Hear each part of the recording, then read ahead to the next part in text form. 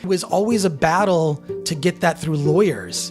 You know, we couldn't get we couldn't name names. Behind the glam and shimmer lies a world that is often shrouded in secrecy, where young actors and actresses are made to feel like they have to give up their bodies to make it big. Did I ask his permission? No. Did I assume he'd be okay with it? Yes. Was that right? Absolutely not.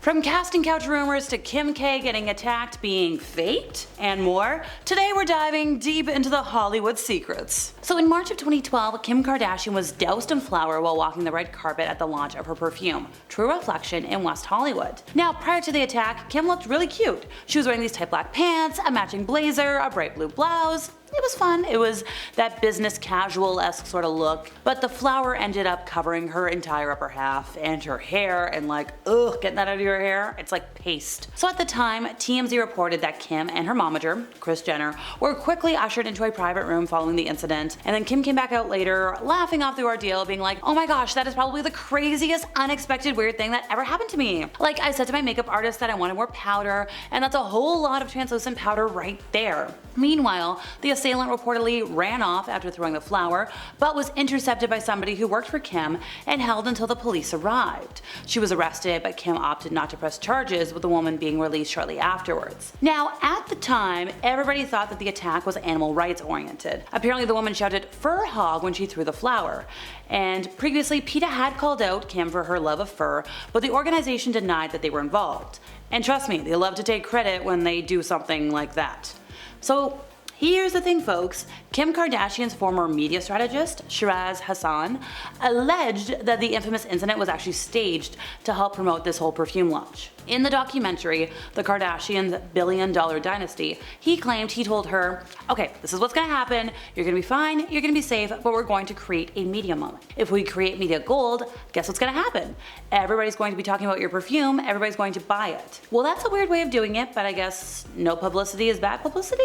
That's the phrase, right? So long before the most recent Hollywood scandals we can't talk about emerged, there were rumors about the casting couch, a term used to describe stars who are given roles in exchange for favors of a carnal nature. Megan Fox gave an interview to GQ and put the rumors to rest by laying out the cold, hard facts. The actress said that Hollywood legends would invite her to meet, and she would be so excited for the opportunity. Then when she would show up, she would realize that the meeting was just a ruse. She said a lot of the men were able to get away with sleeping with a lot of women in the industry, but she wasn't one of them. She would shut them down immediately, and that kind of explains why her acting career kind of fell to the wayside for a bit. The history of the casting couch is lengthy, with many guilty of its use. An early practitioner was Louis B. Mayer, who co-founded Metro-Goldwyn-Mayer Studios back in 1924. MGM? Mayer, the ground zero of this kind of harm, had the means, motive, opportunity in that critical piece of the puzzle. The power. If women didn't comply, he'd threaten to ruin their careers or those of their loved ones. Yeah, sound familiar? So according to film critic and historian Carrie Rickey,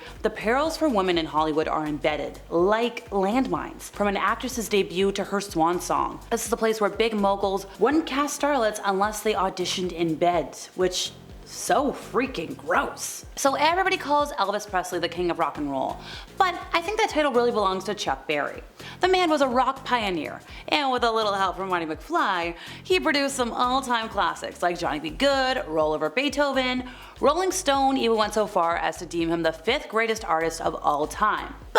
And it's a big one. While he's one of America's greatest musicians, there are some who'd say he's also one of America's biggest creeps. I know. It broke my heart, but over the years he has had multiple run-ins with the law. In the 70s he was arrested for income tax evasion. In 1987 he was arrested for harming a woman. In 1990 police raided his home and made off with a lot of substances and weapons. But things get worse if we go way back in time. Well, not way back, but like 1961. He was arrested for transporting a female across state lines for naughty purposes. And sadly, that wasn't the only time he was accused of freaky behavior. In 1990, he was sued by multiple women, all of whom claimed he had videotaped them while using the bathroom. Now, this restroom in question was located in a St. Louis restaurant owned by the rock star, but instead of going to court, he settled. Supposedly, the whole ordeal cost him $1.2 million plus legal fees, and it really goes to show that when you're talking about beloved celebrities, You can never tell. So sometimes all it takes is an illicit substance for an actor or actress to put on their best performance. Tinseltown has been known to allegedly supply many A-list stars with a never-ending flow of their favorite vice. Actor Dennis Quaid revealed he had a casual addiction to no-no snow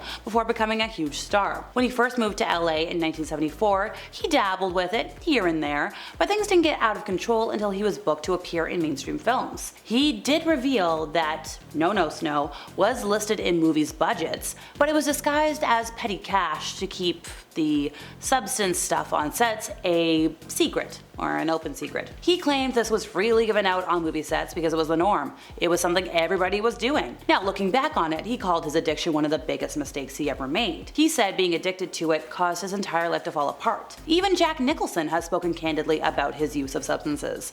In a 1980 interview, he said, it ain't no big thing, and he still loved to, have fun about 4 days a week, which that sounds a little dangerous, a little too much, but what do I know? The Brady Bunch was one of TV's most wholesome shows. When it first hit the air in 1969, it was one of the first TV shows to portray a blended family. Whether you watched the show when it first aired or caught it in reruns, it has been a staple for generations, thanks to its family-friendly storytelling. And sorry to be the one to break it to you, but this show had a dark side too. And the youngest Brady, Cindy, otherwise known as Susan Olsen, spilled some serious scoop. So rumors of behind-the-scenes hookups have always run rampant, and this happens on any show. But Olsen confirmed the actors were all hooking up with each other in one way or another. She said, we led a sheltered life for part of the year, so if there was anybody to get a crush on or to try to date, it would be our counterparts. Now, look, they weren't real life brothers and sisters, so I guess it's not so bad. According to Olsen, she and Mike Lookinland started having a makeout session in Tiger's doghouse when they were on the show. And yes, the thing that you're feeling right now are the last shreds of your innocence leaving your soul. I know. I'm sorry to break your heart. So Mean Girls was a hit when it released in 2004, and it's gone on to become a cultural phenomenon. This film, starring Lindsay Lohan and Rachel McAdams, gave us The Plastics, it gave us Fetch, Burn Books, Pink Wednesdays. It's inspired a whole culture. It's infiltrated our language. When you compare somebody to Regina George, you know what it means.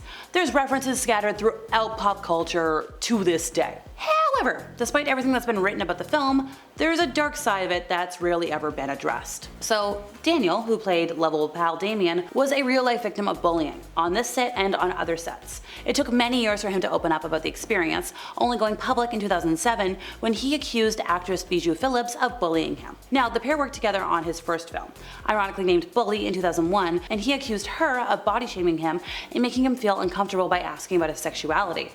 Now, Phillips later issued a public apology, but denied being homophobic.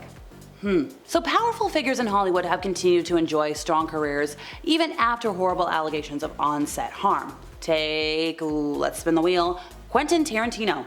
In an interview with the New York Times about a disgraced Hollywood producer, Uma Thurman talked about her experience with Tarantino on Pulp Fiction and many other movies, and she said that he both put his hands around her neck and spit on her for different moments in the films. And he confirmed these allegations, but he defended his reasoning. Uma Thurman also said that Tarantino pushed her into doing a dangerous stunt that ended in a serious car accident. Now, she's forgiven him, because apparently he sent her the footage and called it the biggest regret of his life, but she continues to blame, rightfully so, all the producers for the traumatic event and their alleged efforts to cover it up. Now, in response to these allegations, in a statement to The Hollywood Reporter, one producer said, "I deeply regret that Uma suffered the pain she has, both physically and emotionally, for all of these years from the accident that occurred on the set. The safety of the producers who work on the movies I produce is vital to me.